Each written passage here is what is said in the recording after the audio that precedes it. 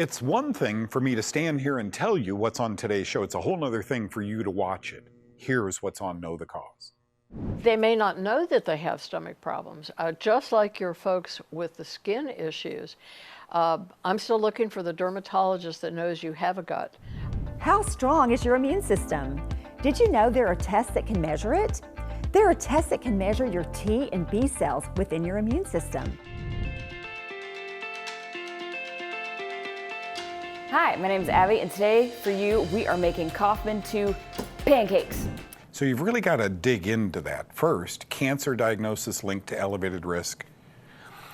Folks, if all you own is a hammer, then the whole world looks like a nail to you.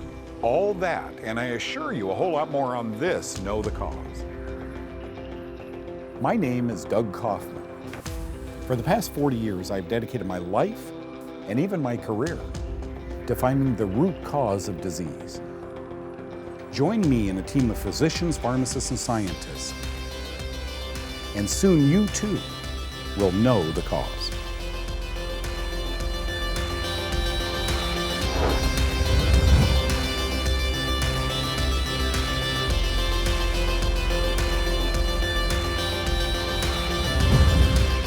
You know, often there's this misunderstanding between a cancer diagnosis and cancer treatment. Folks, when you've been diagnosed with cancer, many of you begin a therapy that is quite toxic. What we hope to do is kill the cancer cells in the bloodstream, in the case of bloodstream cancers, or in the solid tumor, in the case of brain cancer or something else, before we kill the patient. Much like antibiotics, chemotherapeutic drugs are non-discriminatory. Hey, we'll kill cells in our way. An antibiotic kills good bacteria, which we need, and bad bacteria, which is causing our fever, right? So thank God we have something that can kill the bad bacteria, because we couldn't 100 years ago. But here we have chemotherapy, and they're now trying to get point specific. So if you've got a tumor in the prostate, we're trying to deliver it to the prostate. How's it working for us, folks? I would love to see that we're winning the war on cancer. I'm not here to shake my finger at oncologists. I've been speaking to oncologists at lectures, and all of the hurt I had when family members were treated with chemotherapy and radiation, it all came full cycle when I'm standing there talking to doctors. They're very humbled. They're very good people. They don't want to hurt people. What they learned in medical school was from drug companies who sell these therapies, okay? A case in point was a headline I saw not long ago. Cancer diagnosis linked to elevated risk for diabetes. That's not true. It wasn't a cancer diagnosis at all that was linked to an elevated risk for diabetes. Read the text and then you begin to understand. The increased risk of diabetes after cancer may be related to cancer management interventions, the authors explain, adding how corticosteroid use may be one possible explanation for this association. So you've really got to dig into that. First, cancer diagnosis linked to elevated risk. Folks, if all you own is a hammer, then the whole world looks like a nail to you.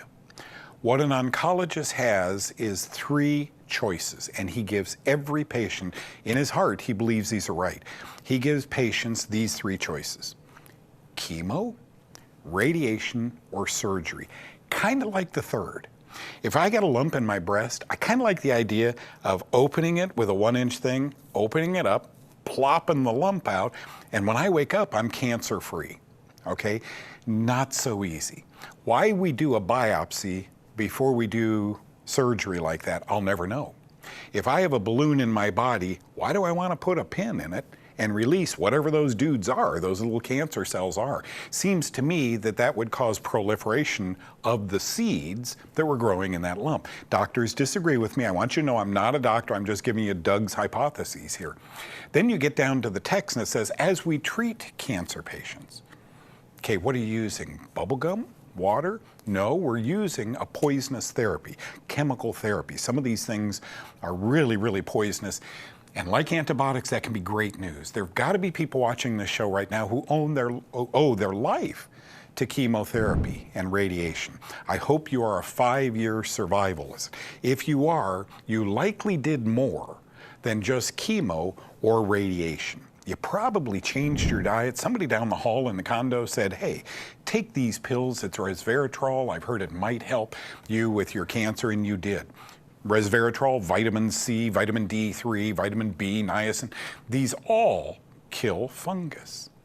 And I think, folks, unless you address the cause of diabetes, the cause of cancer, whatever it is, will proliferate forever. You can cut both breasts off. You can pluck a prostate out, right? You can cut a finger off.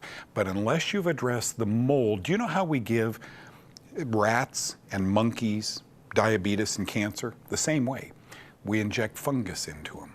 Fungal byproducts, fungal poisons are called mycotoxin. You give this one to mice and they all get cancer.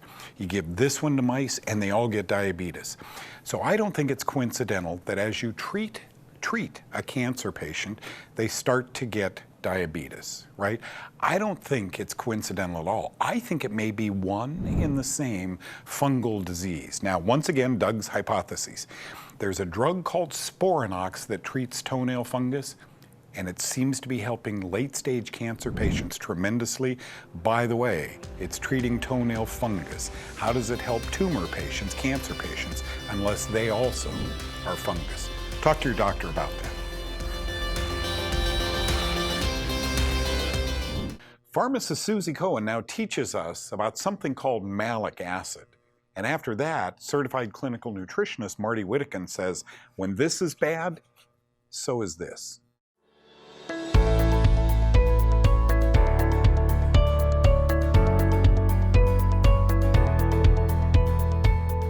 Did you ever wonder why we here at Know the Cause love green apples and use that as our logo?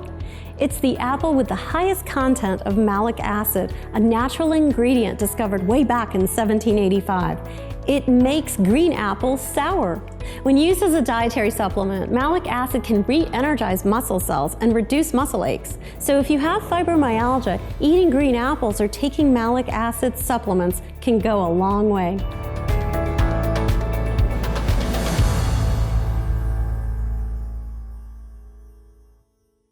Marty Whittakin, certified clinical nutritionist, radio show hostess, and just great all-around friend for 3 decades, joins me today to talk about gut issues. I used to work at a big hospital that dealt with skin problems. 70–80% of the people came in to see me a month after we put them on a diet, put them on antifungals, and said, you know, Doug, look at my skin, it's so much better. But also my bloating, belching, gas, constipation, diarrhea, GERD is all better too on the same diet. Marty has written a book called The Probiotic Cure. I'm going to recommend for every one of you. It's inexpensive. The answers are in this book. Go over this with me, Marty, and how common in women, because I know you deal with a lot of women's issues, are tummy problems. Well, probably all of them, because they may not know that they have stomach problems. Just like your folks with the skin issues, I'm still looking for the dermatologist that knows you have a gut. Really, if you can say the word cortisone cream, I think you're halfway to being a dermatologist, where most skin problems come from the gut, just as the same place that headaches come from and joint pain. Allergies. Virtually everything starts in the gut because we're either not absorbing something that we need. On the Healthy by Nature show, we say there's 2 prime directives. We're supposed to be healthy by nature if we do 2 things: give the body what it needs for optimum function and stop annoying it with things it can't handle. So those 2 rules cover everything that's going on in the gut, because that's where we get the nutrition that we need for every cell. It's where we get rid of things that bother the body. And if we have the bacteria, which now we realize that only 1 in 10 of our cells belongs to us.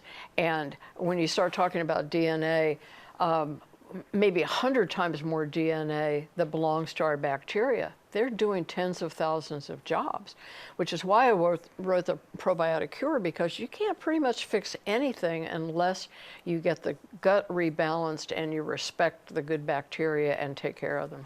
Marty, you were the person that introduced me to this concept. We are told for all of our lives, you are what you eat. That's not true. Marty said you are what you absorb. And very few of us, we have a thick lining in the gut from years of medications and alcohol and mycotoxins and things of that sort. And there's a couple of pounds of this good bacteria in our gut that became naked when you swallowed all those antibiotics. Now you've got is that yeast poking holes through the intestine, food allergy, and so forth. So, and I heard from Dr. Zach Bush that the gut has its own brain. Yes, it is the second brain. Wow. And for some people, maybe the only one. But anyway, it's really important for neurotransmitters, for the immune system, for one of the things that astounded me doing the book was, for the research for it, every journal, the psychiatric journals, the kidney journals, the lung journals, they're all investigating the bacteria because they realize now that that's an integral part. And our diet is killing them off. As you point out, the medications are killing them off. And without those, we aren't getting rid of. What we eat, what we digest and absorb, but also what we don't get rid of. If we're accumulating toxins because the system isn't working right, then we've got a problem. Medications may be hurting your gut. We know antibiotics do. Can I hear a big chick-ching? That's working for somebody, folks. May not be working for you. Marty Whittekin, author of The Probiotic Cure, Harnessing the Power of Good Bacteria for Better Health. Thanks for your information. We appreciate it. I appreciate the time. Thanks.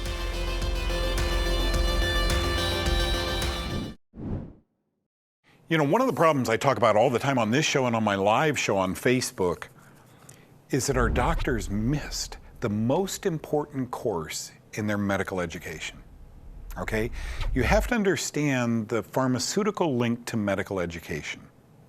There is one, obviously.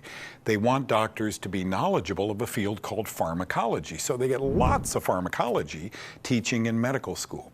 Well, then you begin to look at what's stockpiled in the pharmacies. What do you want these young doctors to prescribe? Lots of antibiotics, because there's hundreds, if not thousands of them. So you teach them bacteriology, lots of bacteriology, and you tell them all germs, all fevers are linked to bacteria. So when they get out of college, medical school, any inflammation, my throat's sore, my ear, they're gonna get an antibiotic, okay? What if the truth were a little bit different than that? What if all infections weren't bacterial? What if some were?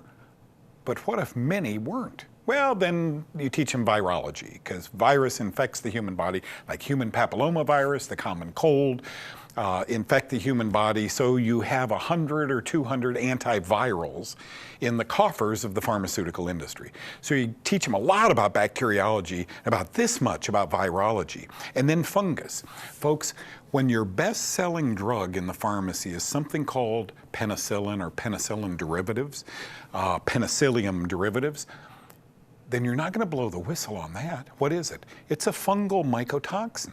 It's a fungal poison. Here's the good news. It kills bacteria, both good and bad, inside the body. Thank God the bad guys are gone. My fever comes down, the swelling goes away, and I'm okay. But am I left okay?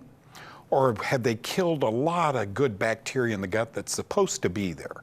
And therein lies the problem. Okay, so when you have a gut fungal infection, you need something called nystatin.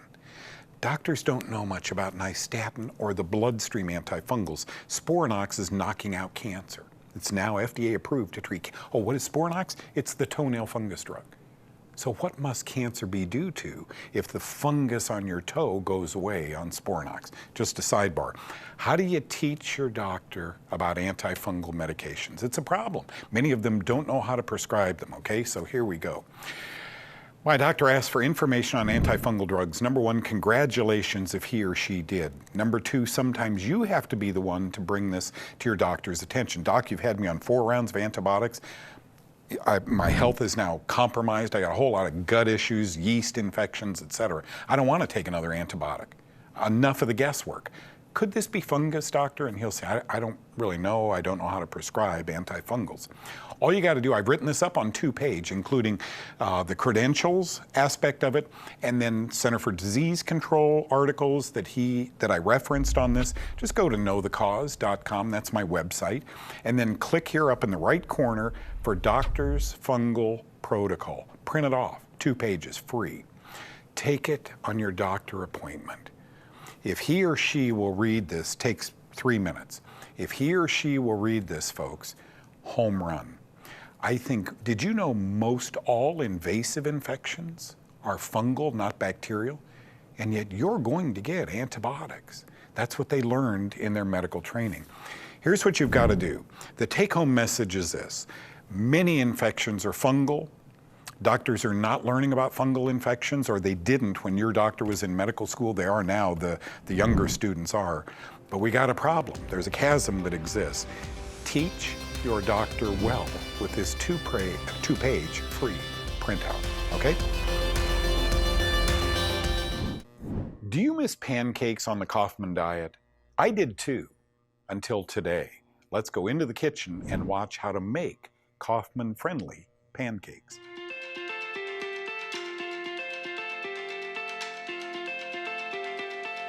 Hi, my name is Abby, and today for you, we are making Kaufman 2 pancakes. These are coconut flour pancakes, so we're using coconut flour. It's only a little bit, but it goes a long way. If you want to make these Kaufman 1, we are using honey, which makes it Kaufman 2, but you can make it Kaufman 1 by using just stevia. First things first, let's go ahead and get started on the batter. We're going to start with 3 whole eggs. In there. Some coconut oil. And our honey. Sprinkle that out. And then we're just gonna whisk all of this together.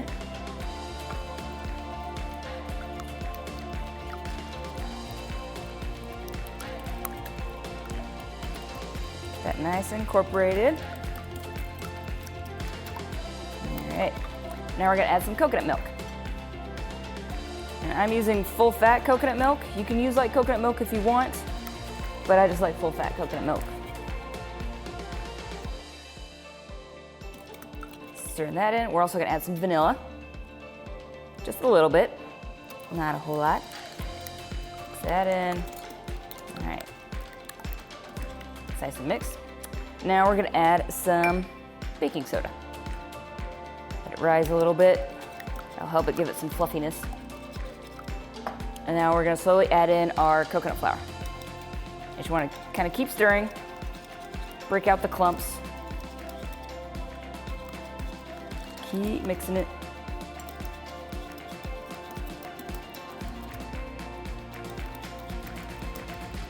This is gonna be a pretty thin batter, so you don't have to worry about it being too super thick. Got all that. And before we're done mixing, I'm gonna put in just a little bit of salt. All right, now, it's nice and creamy. Got most of the lumps out when we're ready to go. Now, I'm gonna put in, use a little bit of coconut oil to cook the pancakes in, so I'm just gonna spoon a little bit in onto my pan. Let that get heated up.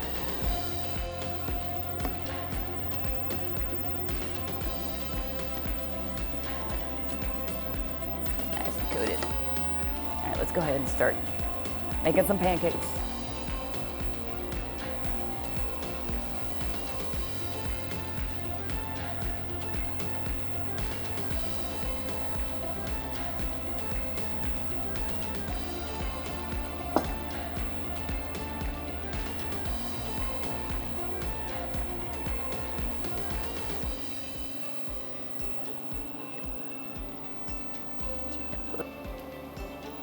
One thing that I noticed about these pancakes is that they don't necessarily cook up like typical pancakes where you usually wait to turn them over when you start to see them bubble at the top. They don't really bubble at the top, so you just got to kind of watch them and pay attention.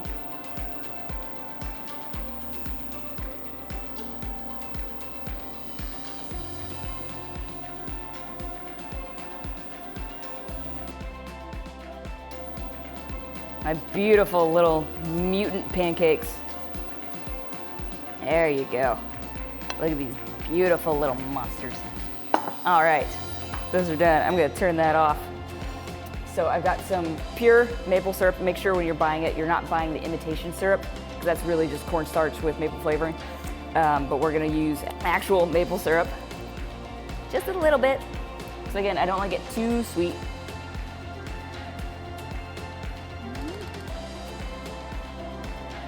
Okay, I'm really excited. And again, these are coconut flour. All Kaufman 1 if you use stevia, Kaufman 2 if you use honey like I did. But it's all antifungal, it starves fungus. I'm really excited. It's gonna be hot, but they're gonna be good.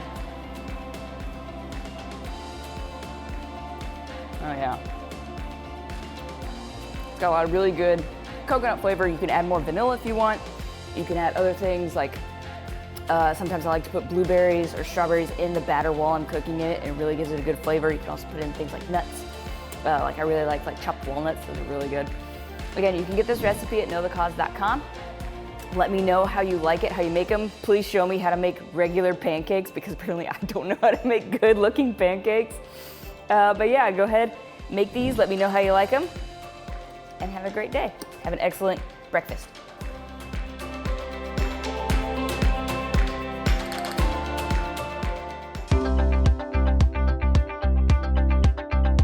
Hi, I'm Jenny Herbacek with the Cancer Connection. How strong is your immune system? Did you know there are tests that can measure it? There are tests that can measure your T and B cells within your immune system. We can also measure the natural killer cell function and look at inflammatory markers like C-reactive protein. Our immune system is our best defense against cancer. So if you've had cancer, it's really good to know where you stand. If the tests come back positive, it might suggest you have some work to do. And that knowledge might possibly keep you from having a recurrence of cancer, which is usually much harder to treat than the initial cancer. You don't have to be in the dark wondering if your immune system is robust or not. For Know the Cause, I'm Jenny Herbacek.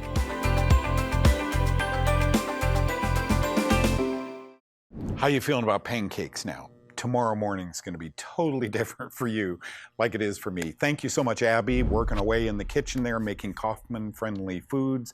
Thank you, Susie, for educating us on malic acid, and thank you, Marty Whittakin, for all the information all of you give to us all the time.